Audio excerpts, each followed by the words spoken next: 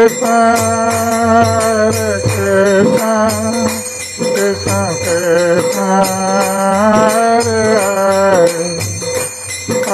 Rama, Rama Rama, Hare Hare। आज यहाँ पर उपस्थित भक्त सज्जन वृंद और मातृवृंद, आज हम श्रीमद् भगवत गीता के द्वितीय अध्याय श्लोक नंबर 38 का पाठ कर रहे हैं। इस अध्याय का नाम गीता का सार।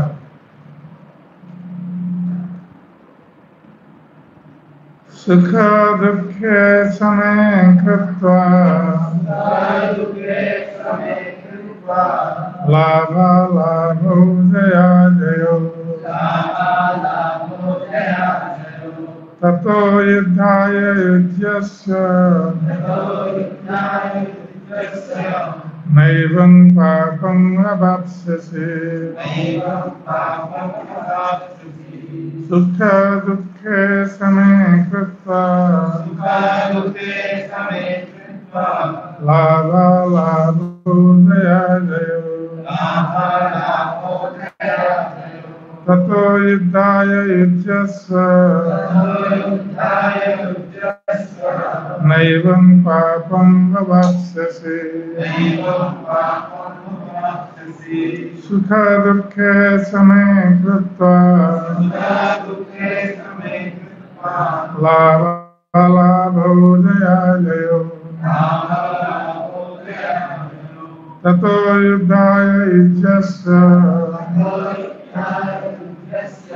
नैवं पापं अवाप्स्यसि। इस श्लोक का अनुवाद और तात्पर्य श्रील प्रभुपाद के द्वारा।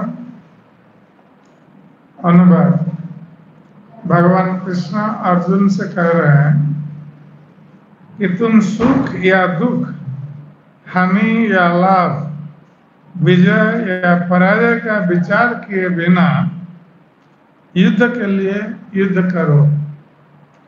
ऐसा करने पर तुम्हें कोई पाप नहीं लगेगा। तात्पर्य: अब भगवान श्री कृष्ण प्रत्यक्ष रूप से कहते हैं कि अर्जुन को युद्ध के लिए युद्ध करना चाहिए, क्योंकि यह उनकी इच्छा है। कृष्ण भावनामृत के कार्यों में सुख या दुख, हानि या लाभ, जय या पराजय को कोई महत्व नहीं दिया जाता। दिव्य चेतना तो यही होगी कि हर कार्य कृष्ण के निमित्त किया जाए। अतः भौतिक कार्यों का कोई बंधन या फल नहीं होता। जो कोई सत्वगुण या रजोगुण के अधीन होकर अपनी इंद्रिय तृप्ति के लिए कर्म करता है, उसे अच्छे या बुरे फल प्राप्त होते हैं। किंतु जो कृष्ण भावनामृत के कार्यों में अपने आप को समर्पित कर देता है, वह सामान्य कर्म करने वाले के समान किसी का कृतज्ञ या ऋणी नहीं होता। भागवत में कहा गया है कि देवर्षि भूतात्मनृणां पितॄणां न च किंकराय ऋणिं च राजन् सर्वात्मनाय शरणं शरण्यं गतो मुकुंदं परिहृत्य करतु। जिसने अन्य समस्त कार्यों को त्याग कर मुकुंद श्री कृष्ण की शरण ग्रहण कर लिए, वो न तो किसी का ऋणी है और न किसी का कृतज्ञ, चाहे वे देवता, साधु, सामान्य जन अथवा परिजन, मानव जाति या उसके पितर ही क्यों न। इस श्लोक में कृष्ण ने अर्जुन को अप्रत्यक्ष रूप से इसी का संकेत किया है। इसकी व्याख्या अगले श्लोकों में और भी स्पष्टता से की जाएगी। तो श्रीमद् भगवत गीता के इस श्लोक में भगवान श्री कृष्ण अर्जुन का मोह दूर करने के लिए उपदेश देते हुए कह रहे हैं कि वो किस प्रकार पाप कर्मों से मुक्त हो सकता है। हम लोग जानते हैं कि किस प्रकार कुरुक्षेत्र की युद्ध भूमि पर पांडव और कौरव पक्षों में युद्ध का आयोजन हुआ था और इस युद्ध यद्यपि दो परिवार के सदस्यों के बीच था, किंतु ये एक विश्व युद्ध में परिणत हो गया और इसका मुख्य कारण जो था वो था वस्तुतः धर्म और अधर्म के बीच युद्ध। ये केवल परिवार में ये युद्ध सीमित नहीं रहा। पांडव पक्ष धर्म के पक्ष में थे और कौरव पक्ष अधर्म के पक्ष में थे। इसलिए पृथ्वी के राजाओं ने चुना कौन किसका पक्ष लेगा, क्योंकि कोई निरपेक्ष नहीं रह सकता। यदि धर्म और अधर्म के बीच प्रश्न उठता है और कोई कहता है कि मैं निरपेक्ष हूं, मैं ना तो धर्म को समर्थन देता हूं ना अधर्म को समर्थन देता हूं, तो इसका अर्थ है कि वो व्यक्ति अधर्म को परोक्ष रूप से समर्थन दे रहा है, धर्म को नहीं दे रहा है। इसलिए कोई भी व्यक्ति निरपेक्ष नहीं रह सकता। या तो हमें धर्म के पक्ष में होना चाहिए या अधर्म।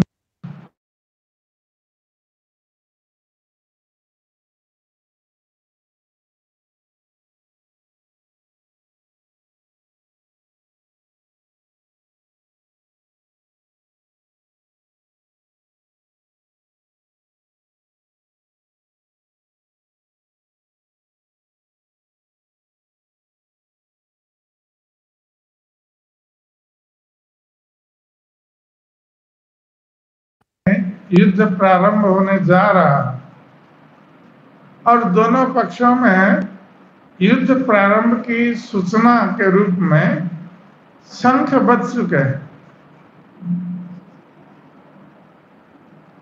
अब धनुष उठाकर बाण चलाने की प्रतीक्षा। तो उस समय अर्जुन भगवान कृष्ण से कहते हैं कि हे कृष्ण, मुझे मेरे रथ को ये दोनों सेनाओं के बीच में स्थापित कीजिए। मैं देखूंगा कि इस युद्ध में कौन कौन आए हैं अंश ग्रहण करने के लिए। तो भगवान कृष्ण ने, जो अर्जुन के रथ के सारथी थे, उन्होंने अर्जुन के रथ को दोनों सेनाओं के बीच में स्थापित कर दिया और अर्जुन ने देखा कि दोनों सेनाओं में कैसे उनके सगे संबंधी युद्ध के लिए खड़े हैं। और केवल सगे संबंधी नहीं थे, उनमें से अर्जुन के पितामह स्वयं भीष्मदेव भी अपर पक्ष में उपस्थित थे। उनके गुरु द्रोणाचार्य भी उपस्थित थे। तो ये लोग अर्जुन के पक्ष में युद्ध नहीं कर रहे थे, वो कौरवों के पक्ष से युद्ध कर रहे थे। उनके पितामह गुरु द्रोणाचार्य, तो ये और दूसरे कौरव भ्रातागण। तो अर्जुन ने जब देखा कि अपर पक्ष में जिनके साथ उनको युद्ध करना है अपने पितामह खड़े हैं, जो पितामह अर्जुन को बचपन में अपनी धूली से सने हुए शरीर में उनको गोद में बिठाते थे। उनके प्रिय गुरु अपर पक्ष में खड़े हैं, जिन्होंने उनको युद्ध विद्या की शिक्षा प्रदान की और अर्जुन को सर्वश्रेष्ठ धनुर्धर के रूप में घोषित करने के लिए द्रोणाचार्य ने प्रयास भी किया, क्योंकि अर्जुन उनके प्रिय शिष्य रहे। अब इस युद्ध भूमि पर अर्जुन को इनके साथ युद्ध करना है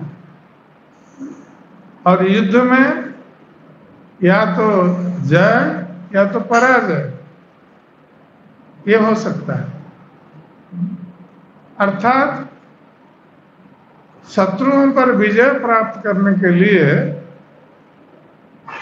अर्जुन को अपने पितामह का वध करना पड़ेगा, अपने गुरु का वध करना पड़ेगा, अपने सगे संबंधी आत्मीय स्वजन इनका भी वध करना पड़ेगा। तो इनको देखकर अर्जुन मोहित हो गए। कोई भी व्यक्ति इस स्थिति में मोहित होना स्वाभाविक है और अर्जुन का मोह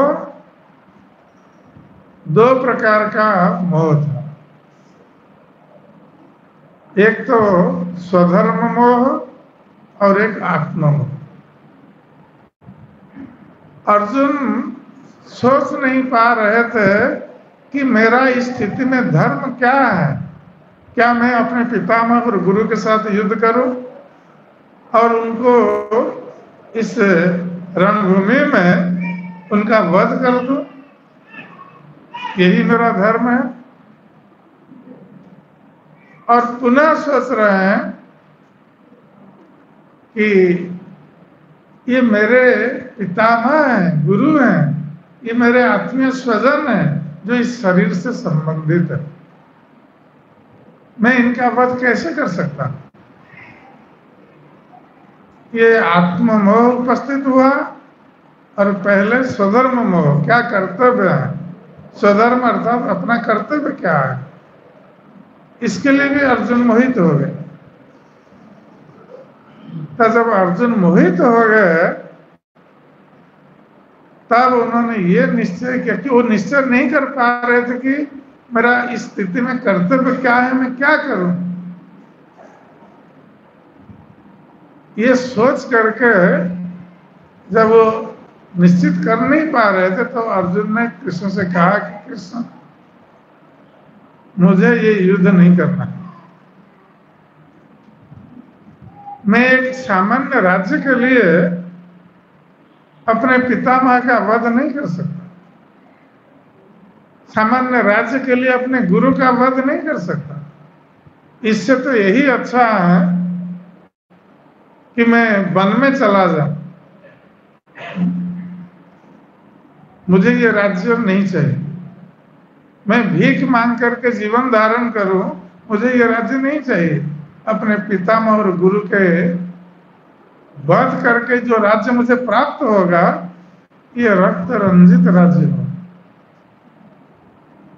इसलिए मुझे युद्ध नहीं करना।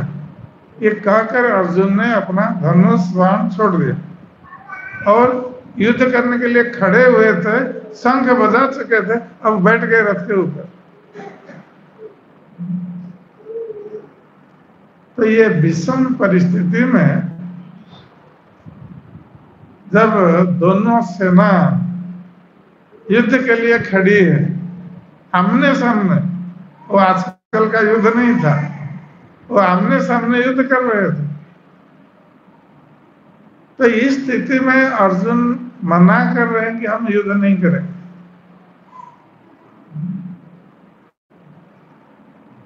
तो अर्जुन का ये जो मोह है, ये वास्तविक हम लोगों का मोह। अर्जुन हम लोगों का प्रतिनिधित्व कर रहे थे, जबकि अर्जुन भगवान कृष्ण के शुद्ध भक्त हैं। वो किसी भी स्थिति में मोहित नहीं हो सकते। किंतु यदि अर्जुन मोहित नहीं होते तो भगवान श्री कृष्ण ये भगवत गीता का उपदेश नहीं देते। और जन सामान्य के कल्याण के लिए, जन समाज के कल्याण के लिए भगवान कृष्ण को ये भगवत गीता का उपदेश प्रदान करना था। इसलिए भगवान ने अर्जुन को मोह जाल में डाला, जिससे कि अर्जुन एक सामान्य व्यक्ति की तरह प्रश्न करेंगे और उसके उत्तर में भगवान श्री कृष्ण जन सामान्य के कल्याण के लिए ये भगवत गीता का उपदेश प्रदान करें। यही कृष्ण की योजना थी। और भगवान कृष्ण चाह रहे थे कि इस युद्ध के माध्यम से धर्म की स्थापना भी करना है, क्योंकि जब देश का राजा धार्मिक होगा तो प्रजा भी धार्मिक होगी। जज्जत आचरति श्रेष्ठ तत्त एवेतरो जना सयत प्रमाणम कुरुते लोकस्तदन वर्तते। श्रेष्ठ व्यक्ति जिस प्रकार आचरण करेगा, सामान्य जन उसका अनुसरण करेगा। यदि राजा धार्मिक है तो प्रजा भी उसका अनुसरण करते हुए धार्मिक हो, और राजा यदि अधार्मिक है तो प्रजा भी अधार्मिक ही हो।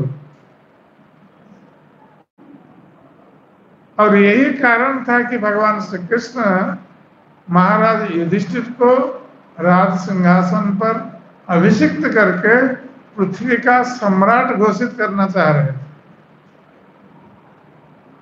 जिससे कि सारे संसार में धर्म परिव्याप्त हो। यही भगवान कृष्ण का उद्देश्य था। और उसके माध्यम से भगवान श्री कृष्ण जनसाधारण के कल्याण के लिए ये भगवत गीता का उपदेश भी प्रदान किया। भगवत गीता का उपदेश ये समस्त शास्त्रों का सार है। वेद, पुराण, उपनिषद, जितने भी धर्म शास्त्र हैं, सारे शास्त्रों का सार सूत्र रूप में भगवान कृष्ण ने भगवत गीता में प्रदान किया। हम वेद, पुराण, उपनिषद पाठ करने के लिए हमारे पास समय नहीं है। यदि हम केवल भगवत गीता का पाठ कर लेते हैं, भगवत गीता को समझ लेते हैं, तो सारे वेद, पुराण, उपनिषदों का सार हमें भगवत गीता से ही प्राप्त हो जाता है। इसलिए जन साधारण के कल्याण के लिए भगवान ने ये गीता का उपदेश प्रदान किया। तो अर्जुन जब मोहित हुए हैं, तो अर्जुन के मोह को दूर करने के लिए भगवान कृष्ण ने कहा कि अर्जुन कुतस्त्वंकस्मलमिदं विषम समुपस्थित। ये विषम परिस्थिति में जब युद्ध आरंभ होने वाला है, दोनों सेना प्रस्तुत हैं युद्ध के लिए, इस विषम परिस्थिति में ये कलमश तुम्हारे मन में कहां से आ गया कि तुम इस विषम परिस्थिति में कह रहे हो कि तुम युद्ध नहीं करोगे?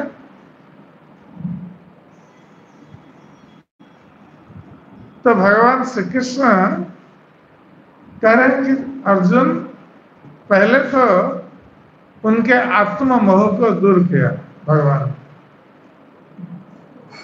आत्ममोह अर्थात अर्जुन सोच रहे थे कि हम यह शरीर है। हम लोग सभी वही सोचते हैं कि हम शरीर है, हमें आत्मा का कोई ज्ञान नहीं। हम सोचते हैं कि हम शरीर है और शरीर से संबंधित मेरी पत्नी, बाल बच्चे, आत्मीय स्वजन, ये सब मेरे हैं।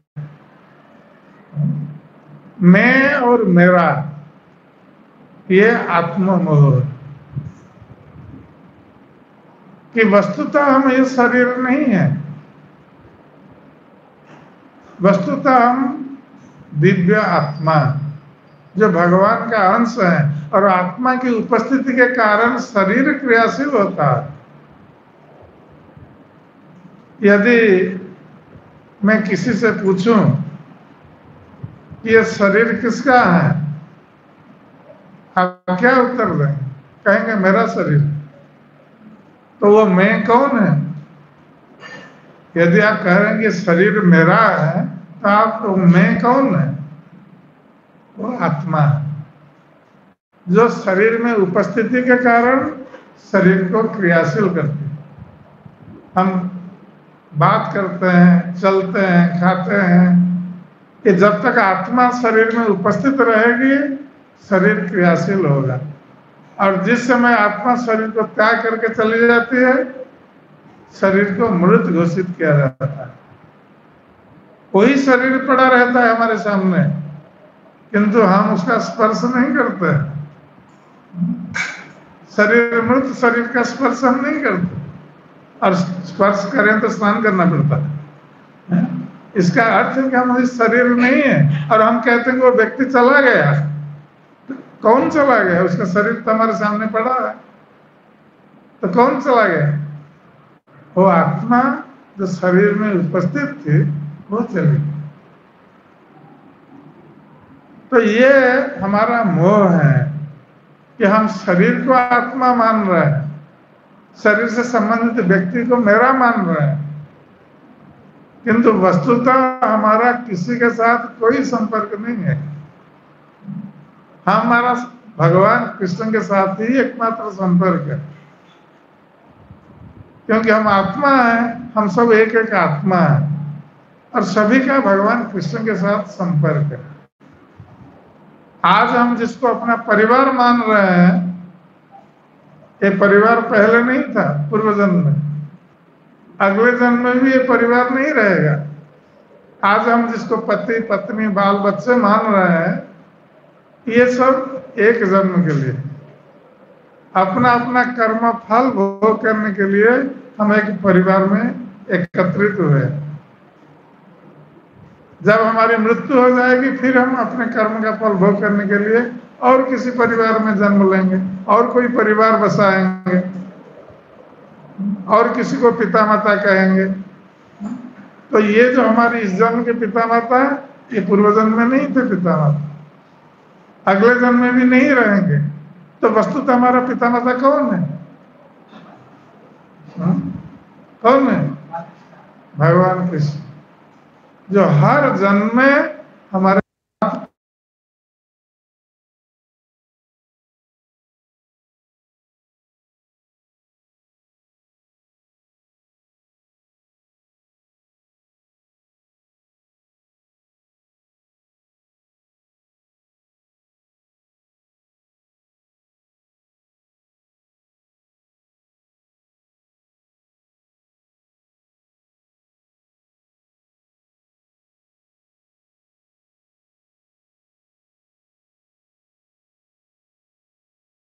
मान लेते हैं और उनके लिए सारा जीवन व्यतीत कर लेते हैं, उनके भरण पोषण या उनके सुख के लिए, और भगवान को भूल जाते।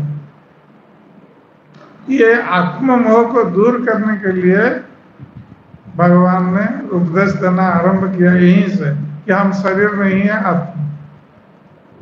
और जहां तक अर्जुन का स्वधर्म मोह है, अर्जुन अपने कर्तव्य का निर्धारण नहीं कर पा रहे, क्योंकि अर्जुन तर्क दे रहे थे कि ये मेरे आत्मीय स्वजन है, पितामह है, गुरु है, इनका वध करने पर हमें पाप लगेगा। हम जानते हैं कि किसी प्राणी का वध करने पर पाप लगता है, और पुनः यदि कोई आत्मीय स्वजन का वध करता है तो उससे तो पाप लगेगा ही। तो इसलिए अर्जुन कह रहे थे कि मैं ये पाप कार्य नहीं करूंगा, ये पाप है अपने आत्मीय स्वजन का वध करना। तो भगवान श्री कृष्ण ने अर्जुन को समझाया कि अर्जुन का कर्तव्य क्या है इस स्थिति में, क्योंकि अर्जुन क्षत्रिय थे और क्षत्रिय का कर्तव्य होता है धर्म की रक्षा के लिए युद्ध करना।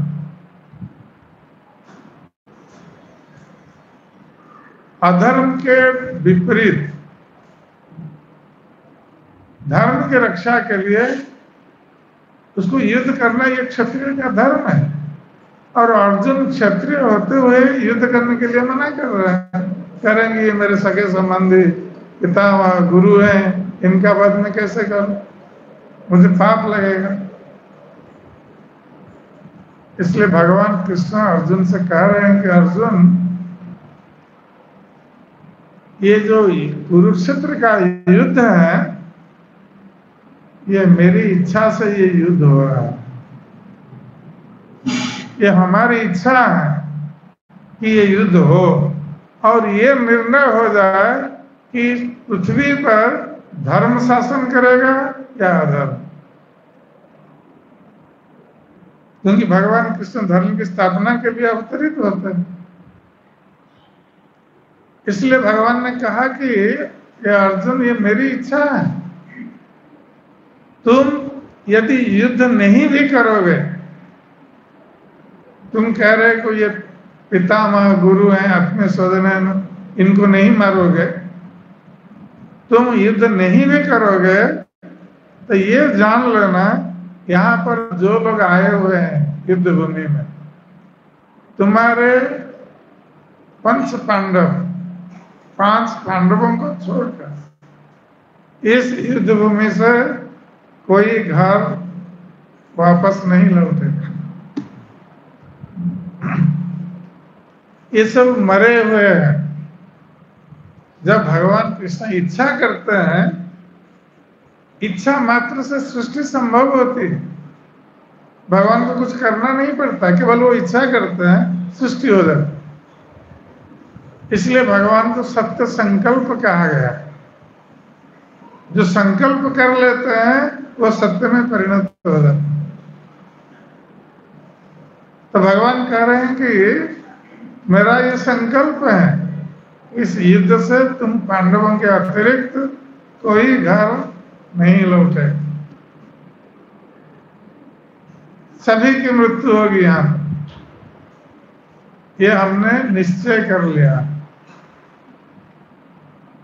इसलिए तुम निमित्त मात्र भव सभ्य साथ। अर्जुन, तुम निमित्त बनकर युद्ध करो, ये सब मैं कर रहा हूं, ये मेरी इच्छा है।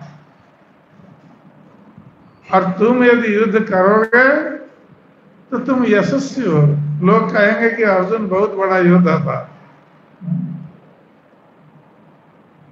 तो भगवान इसलिए इस श्लोक में अर्जुन को यही उपदेश दे रहे हैं। कहते हैं, सुख दुखे समय कृत्वा लाभालाभो जयाजय। ये अर्जुन, ये पूर्व निश्चित है, ये युद्ध होगा। तुम युद्ध नहीं करोगे फिर भी ये युद्ध होगा। तुम तुम्हारे पितामह और गुरु को नहीं मारोगे फिर भी वो मरेंगे इस युद्ध में। ये हमने निश्चय कर लिया। इसलिए तुम इस पर विचार मत करो कि तुम्हारा इस युद्ध में जय होगी या पराजय, तुम्हें इससे कुछ लाभ मिलेगा या लाभ नहीं मिलेगा। कहते हैं सुख दुख, तुम्हें सुख प्राप्त होगा या दुख प्राप्त होगा, इस पर विचार मत करो, क्योंकि ये मेरी इच्छा है। तुम्हारी इच्छा से ये युद्ध नहीं हो रहा कि पांडवों को कौरवों ने अपमानित किया था कुरुराज सभा में, और तुम लोगों ने प्रतिज्ञा की थी उस समय किस प्रकार युद्ध में कौरव पक्षों का विनाश करो, किंतु ये तुम्हारी इच्छा से युद्ध नहीं हो रहा, कि मेरी इच्छा से युद्ध हो रहा है, इसलिए तुम सुख और दुख के बारे में मत सोचो कि इससे, इस युद्ध से तुम्हें सुख प्राप्त होगा या दुख प्राप्त होगा। सुखे दुखे समय कृत्वा, इसलिए भगवान कह रहे हैं कि सुख और दुख में तुम संभाव पोषण करो। भगवत गीता में भगवान कृष्ण कहते हैं, दुखे सनुद्विग्न मना सुखेषु विगत स्पृह वितराग भय क्रोध स्थितधि मुनिरुच्च। वही व्यक्ति स्थिर बुद्धि संपन्न है जो दुख में विचलित नहीं होता, उद्विग्न नहीं होता है दुख में। दुखेषु अनुद्विग्न मना सुखेषु विगत स्पृह। और जब सुख का समय उपस्थित होता है तो उस समय वो अत्यंत आनंदित भी नहीं होता है। वो विगत स्पृह, ठीक है तो सुख मिला, ठीक है, वो उतना उत्साह नहीं दिखाता है सुख में, क्योंकि वो जानता है इस सुख के बाद फिर दुख आएगा। यही संसार है। हम नहीं चाहने पर भी दुख आता है। कोई दुख को निमंत्रित नहीं करता है, किंतु दुख आता है। तो इस संसार का नियम है कि अब सुख है, उसके बाद दुख आएगा, अब दुख है, इसके बाद सुख आएगा। ये चलता रहेगा, ये संसार का नियम। इसलिए सुख दुख में दुखे सनुद्विग्न मना सुखेषु विगत वितराग भय क्रोध स्थितधि मुनिरुच्च। जो व्यक्ति इस प्रकार आसक्ति विहीन है, वितराग, भय और क्रोध से मुक्त है, वही व्यक्ति स्थिर बुद्धि संपन्न है। तो यहाँ पर अर्जुन को स्थिर बुद्धि संपन्न होने के लिए भगवान कह रहे हैं कि सुख और दुख को तुम समान रूप से ग्रहण करो।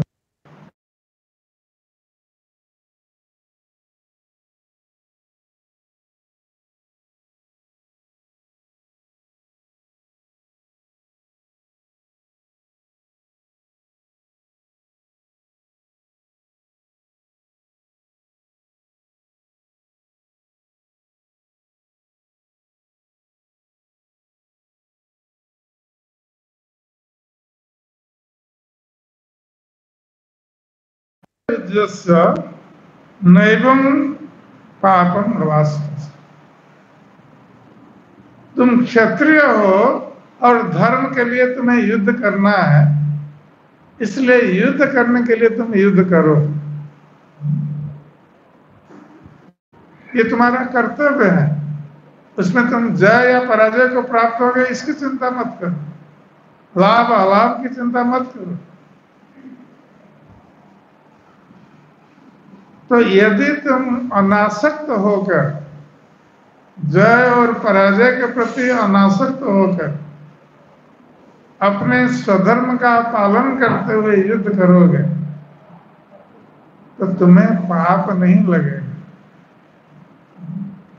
तुम जो कह रहे हो कि तुम्हारे गुरु पितामह आत्मीय स्वजन इनका वध करने पर तुम्हें पाप लगेगा, तुम यदि फल के प्रति अनासक्त हो और अपना धर्म मानकर युद्ध कर रहे हो और उनका वध कर रहे हो तो तुम्हें इससे पाप नहीं लगेगा। इसका अर्थ है कि यदि कोई भगवान कृष्ण की इच्छा को पूर्ण करने के लिए कोई कार्य करता है, चाहे वो भौतिक दृष्टि से उसको पाप क्यों न कहा जाए, किंतु वस्तुतः वो पाप नहीं। इसलिए श्रीमद् भागवतम में बताया गया है, देवर्षि भूताप्त नृणां पितॄणां न च किंकराय ऋणिं च राज सर्वात्मना शरणं शरण्यं गतो मुकुंदं परिहृत्य करते। हम जब संसार में जन्म ग्रहण करते हैं तो उस समय हम कई व्यक्तियों के पास ऋणी हो जाते हैं। ये स्वाभाविक है कि प्रथम ऋण हम पिता माता के पास होते हैं, क्योंकि पिता माता हमें जन्म देते हैं तो पिता माता के ऋणी। पिता माता हमारा पालन पोषण करते हैं, कष्ट सहन करते हुए हमारा पालन पोषण करते हैं, इसलिए हम उनके ऋणी हैं, स्वाभाविक है। और देवताओं के भी ऋणी हैं, क्योंकि देवतागण हमें जीवन के साधन उपलब्ध कराते हैं। पानी जल हमारे जीवन धारण के लिए आवश्यक है, वायु जीवन धारण के लिए आवश्यक है, उत्ताप जीवन धारण के लिए आवश्यक है। तो ये सब देवता लोग हमें प्रदान करते हैं जीवन धारण के लिए। जैसे हम लोग जानते हैं कि कोरोना काल में कितने लोगों की मृत्यु हो गई, इसलिए उनको ऑक्सीजन नहीं मिला, वायु नहीं मिली, तो ऑक्सीजन के अभाव में लोगों की मृत्यु हो गई। तो हम ये नहीं सोचते हैं कि पल पल भर हमें भगवान हमारे जीवन धर्म के लिए ये व्यवस्था की है, वायु चलाचल होता है, हम जीवन धारण करते हैं। अभी वायु बंद हो जाए तो कोई एक व्यक्ति भी जीवन धारण नहीं कर सकता। और वायु के लिए हम कोई टैक्स नहीं देते हैं, इलेक्ट्रिक जलाते हैं तो टैक्स देना पड़ता है ना। वायु के लिए हम क्या टैक्स देते हैं, किसको देते हैं, किसको नहीं। तो ये भगवान की व्यवस्था है हमारे लिए कि वायु देवता हमें वायु प्रदान करते हैं, इंद्र जल प्रदान करते हैं, सूर्य उत्ताप प्रदान करते हैं। तो ये सब देवतागण हमारे जीवन धारण के लिए व्यवस्था करते हैं, इसलिए इनके पास हम ऋणी हैं। ऋषिगणों के पास भी हम ऋणी हैं, क्योंकि ऋषिगण शास्त्रों का अध्ययन करके हमें उपदेश प्रदान करते हैं कि हम किस प्रकार जीवन में सुखी रह सकें। इसका उपदेश देते हैं शास्त्रों के माध्यम से, इसलिए ऋषियों के पास भी हम ऋणी हैं। तो देवर्षि भूताप्त नृणां पितॄणां, और साधारण समाज के प्रति भी हम ऋणी हैं। समाज में समाज के लोग हमारी सहायता करते हैं। एक समाज में जीवन धारण करने के लिए कितने सारे लोगों की सहायता हमें चाहिए। इसलिए देवर्षि भूताप्त नृणां पितॄणां न च किंकराय ऋणी सहाय। तो व्यक्ति स्वाभाविक भाव से इनके ऋणी होता है, किंतु सर्वात्मना या शरणं शरण्यं गतो मुकुंदं परिहृत्य कर। तो ये ऋण चुकाने के लिए हमारा कुछ कर्तव्य भी है। पिता माताओं का ऋण, देवताओं का ऋण, ऋषियों का ऋण चुकाने के लिए हमारा कुछ कर्तव्य भी निर्धारित किया गया। हम पिता माताओं की सेवा करते हैं, देवताओं की पूजा करते हैं, ऋषियों की पूजा करते हैं, समाज की सेवा करते हैं। ये सब हमारा कर्तव्य बन जाता है, क्योंकि हम इससे लाभ प्राप्त होते हैं। किंतु इस श्लोक में कहा गया है कि यदि कोई व्यक्ति अपने पिता माता की सेवा को त्याग करके, देवताओं की सेवा को त्याग करके, ऋषियों की सेवा को त्याग करके, समाज की सेवा को त्याग करके भगवान श्री कृष्ण जो कि मुकुंद है, मुक्तिदाता है, उनके चरणों में शरण ग्रहण करता है और उनकी सेवा करता है। इनकी सेवा त्याग करके कृष्ण की सेवा करता है। तो साधारण रूप से हम लोग क्या सोचते हैं कि इन्होंने पिता माता की सेवा नहीं की और ये भक्त बन गए, कृष्ण का भक्त बन गए। तो हम दोषारोपण करते हैं उस व्यक्ति पर, किंतु इस श्लोक में कहा गया है कि जब कोई भगवान मुकुंद की सेवा करता है, अपने कर्तव्यों को त्याग करके, जो सामाजिक पारिवारिक जो कर्तव्य हैं इसको त्याग करके यदि कोई कृष्ण की सेवा करता है, गतो मुकुंदं परिहृत्य कर्तुम्, तो उससे कोई पाप नहीं लगता है। ऐसे व्यक्ति जो कृष्ण की सेवा करता है, अन्यों की सेवा को त्याग करके उसको पाप नहीं लगता है। वो सारे ऋणों से वो मुक्त हो जाता है केवल कृष्ण की सेवा करके। क्यों? क्योंकि भगवान कृष्ण ये सभी के मूल है। इसलिए कृष्ण की सेवा करने पर हम इन ऋणों से मुक्त हो जाते हैं। अतः हमारे जीवन का उद्देश्य, चाहे हम किसी भी स्थिति में हो, हमें कृष्ण की सेवा करना है।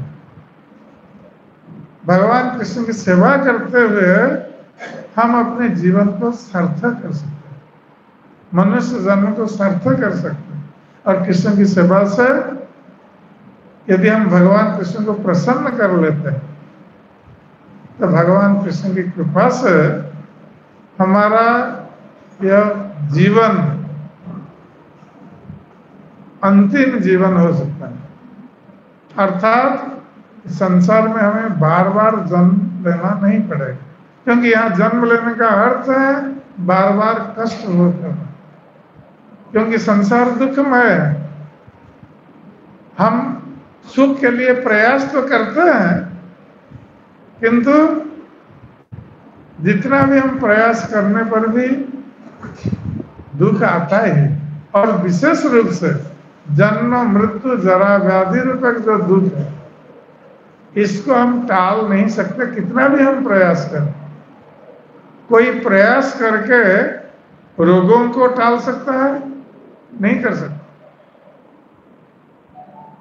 कोई प्रयास करके वृद्धावस्था को टाल सकता है? वृद्धावस्था का कष्ट उसको अवश्य भोग करना पड़ेगा। रोगों का कष्ट, वृद्धावस्था का कष्ट उसको अवश्य भोग करना पड़ेगा। कोई मृत्यु को टाल सकता है? जातस्य ही ध्रुवं मृत्यु ध्रुवं जन्म मृतस्य। इसका संसार में जन्म हुआ है, उसकी मृत्यु सुनिश्चित है, कोई टाल नहीं सकता। और मृत्यु कब होगी हमें पता नहीं है, अचानक आ सकती है। और मृत्यु का कष्ट भी हमें भोग करना पड़ता है। और केवल इतना नहीं, जब हम जन्म ग्रहण करते हैं मातृगर्भ से, उस समय भी हमें कष्ट भोग करना पड़ता है। जब मातृगर्भ में है, सब कीड़े काटते रहते हैं भीतर, हम कुछ नहीं कर सकते। जन्म होते समय भी हमें कष्ट भोग करना पड़ता है, इसको हम टाल नहीं सकते। और हम जितना बार जन्म ग्रहण करेंगे, ये कष्ट हर बार भोग करना पड़ेगा। और यदि हम वास्तविक सुख चाहते हैं, इस संसार के दुखों से सदा के लिए मुक्त होना चाहते हैं, तो हमें भगवान कृष्ण की सेवा में लग जाना चाहिए। भगवान कृष्ण का नाम हरे कृष्णा कृष्णा कृष्णा हरे हरे, हरे राम राम राम हरे हरे। भगवान कृष्ण का नाम ग्रहण करना चाहिए, उनका कीर्तन करना चाहिए, भगवान कृष्ण की कथा श्रवण करना चाहिए, उनकी पूजा करनी चाहिए। भगवान को भोग लगाकर प्रसाद ग्रहण करना चाहिए। ये बहुत सरल विधि है भगवान कृष्ण का भक्त बनने के लिए।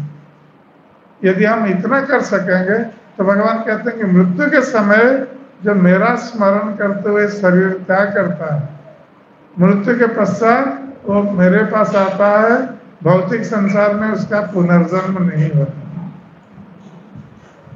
तो मृत्यु के समय भगवान कृष्ण का स्मरण करने के लिए अभी से हम ये अभ्यास कर रहे हैं, कृष्ण में मन लगाने। आप लोग जब रास्ते में चलते हैं, कभी गिर जाते हैं रास्ते में, आपके मुख से क्या निकलता है? माँ बाप का स्मरण करते हैं। किंतु यदि आप हरे कृष्ण महामंत्र का जप करते हैं, आपकी जीवा अभ्यस्त हो जाती है हरे कृष्ण कहने में, तो आप जब रास्ते में गिर जाएंगे तो आपके मुख से हरे कृष्ण निकलेगा, माँ बाप नहीं निकलेगा। यही अभ्यास है। इसलिए जब मृत्यु आएगी अचानक, तो कम से कम हमारे मुख से ये हरे कृष्ण निकले, जिससे कि हमें फिर संसार में पुनर्जन्म नहीं होगा और हम भगवत धाम को प्राप्त हो जाए, संसार के कष्टों से सदा के लिए मुक्त हो जाए। यही हमारा उद्देश्य है। इसलिए हम अभ्यास करते हैं भगवान कृष्ण के नाम कीर्तन सेवा, क्योंकि भगवत धाम जाने पर वहां भी हम सेवा करेंगे, वहां जाकर बैठेंगे नहीं। तो यहाँ सेवा का अभ्यास करने पर जब हम भगवत धाम जाएंगे, वहां भी भगवान की सेवा हम करेंगे आनंद, और नित्य आनंद को प्राप्त होंगे। यही हमारा उद्देश्य है और यही मनुष्य जन्म का भी उद्देश्य है। हरे कृष्ण।